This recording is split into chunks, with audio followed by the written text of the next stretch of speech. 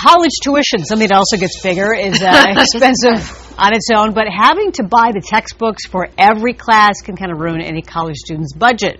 So why not rent the textbooks instead? Here to talk about the best ways to rent is the cheap chick, Erin Schneider. Good morning, Erin. Hey, guys. You know, I wanted to ask you first if you could ever be evicted from your textbook while a renter. Right. But instead, I'll ask you, how much can students save by renting? All right. Well, according to these rental sites, it's massive savings. We're not talking like pennies. We're talking anywhere from 80 to 90% off the cost of textbooks, which, as you can imagine, is quite huge.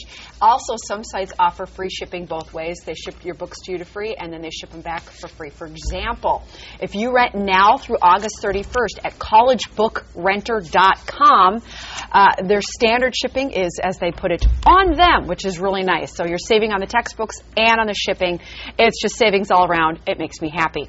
The other thing you can do is a lot of the sites offer themselves up on Facebook. And if you like them on Facebook, they'll give you some great deals. For example, bookrenter.com offers exclusive deals, promotions, and giveaways on their Facebook page. And remember, of course, signing up for Facebook and liking a business is completely free to do. Yeah. So you're saving money for free, which is the best way to save money. Right, and saving money is a big bonus, as we would guess. But are there maybe some cons, the downside to renting textbooks? The evil dark side of renting a textbook. Well, it's not evil, but it's kind of a bummer. Remember, you don't own the book, so you can't keep it as a reference book for future classes, which I know I needed to do when I was in college.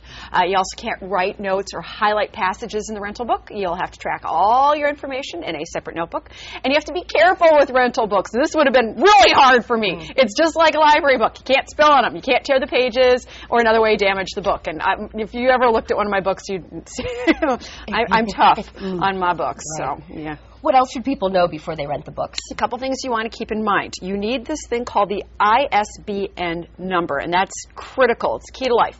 What it is, it's the 11 to 13-digit number on the back of each book, and that's how most sites track and identify their textbooks. Now, if your book list doesn't give you the ISBN number, call your school and get those numbers. You also want to get that textbook list as soon as possible so you can hunt down the books you need and have them shipped to you before classes start. And if you don't find all your books on one site, try again. I did a quick, simple Google search, and I found 9 different sites offering textbook rentals, and that's not even including Barnes & Noble, who also offer textbook rental.